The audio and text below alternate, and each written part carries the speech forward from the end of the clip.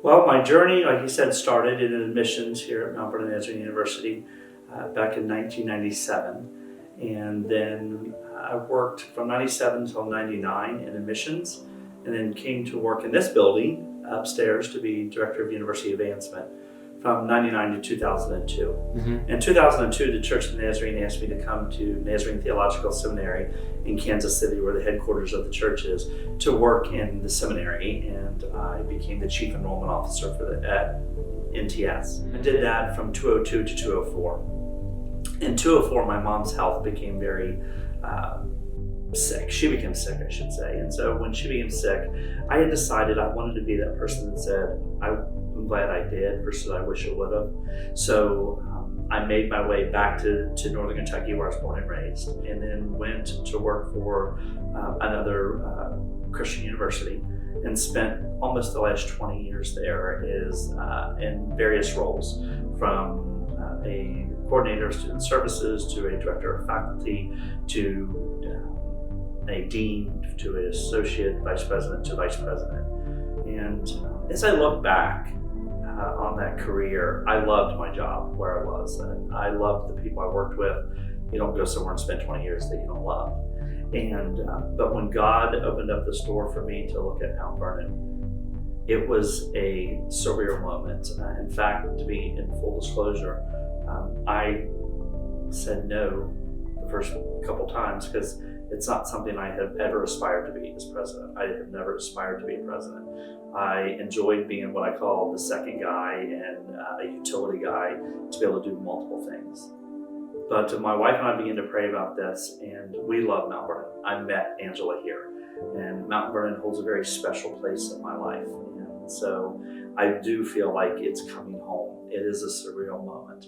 And I believe Mount Vernon needs me, and I need Mount Vernon. And so for me, this is a time in my life that I call it my Esther moment for such a time as this.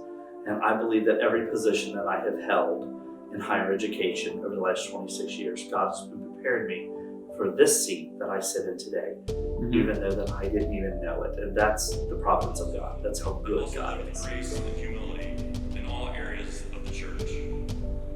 Well, I know, especially university life right now, a lot of universities, especially smaller Christian universities, it's a tough environment right now to grow, and he is an innovative leader. He loves to think outside the box, and so I think one of the things I'm most looking forward to is just being on this journey and trying to help lead this institution to new heights, to greater heights, and to actually break the norm of Christian universities struggling in this climate. I think Mount Vernon Nazarene University can be a place where we buck the trend and actually grow and show other people what it's like to grow a university in this environment. So I'm excited to be on that ride with him. I've had a few prayers. First and foremost, my prayer is that the Lord would give me wisdom and insight like I've never had before. That's my number one prayer. Number two prayer is that I pray for every student and every faculty and every staff on this campus every day. And I ask the Lord would open up their mind and their heart and their soul to the goodness of God, of what He's got for us. And number three, I pray, of course, for my family in this transition. This is a unique time. My wife, is, you have said, is outstanding, and my wife is a phenomenal educator. She has been loved and beloved everywhere we've gone. She's a public school principal. She's been a college professor. I call her Dr. Castleman 2.0. She's much smarter, much brighter, and much prettier than me. And so this is a tough transition for her because Angela is sacrificing everything to come to be here with me.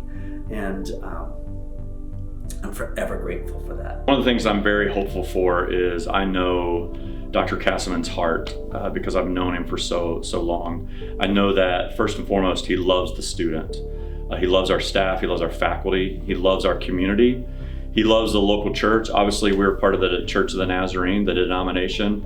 And so I know that he will always do what's right. I know that he will always do even the hard decisions. He will do what is right for for the church, for the institution, and more importantly, he'll do what's right before God. And I think anybody can lead and follow after a leader like that. That's what I'm most excited for him to see what that looks like. I can honestly say over the last 6 months, I have seen miraculous things happen in my life, in the life of Mount Vernon University, in the life of my family, because I followed his call to Mount Vernon. It's not easy, but I do know this, that, continuously over the last 6 months, the Lord has reassured me that every step that I've taken and everything that I'm doing, that he is with me, and that he is before me, he is behind me, he's to the left of me, he's to the right of me.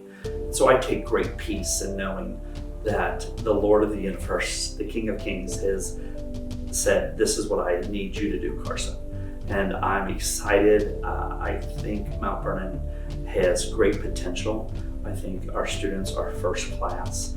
And so over the next 3 to 5 years, we're going to see this place change for the good. And not that it was bad, but opportunity to change and to grow and to be a prominent premier Christian institution in the U.S. that is changing lives through the integration of faith and learning and committing people to go out into their world and their vocation to make a difference. And it is my hope and my prayer that every student that leaves this campus walks away a raving fan, number one, not only of Mount Vernon University, but of Jesus Christ.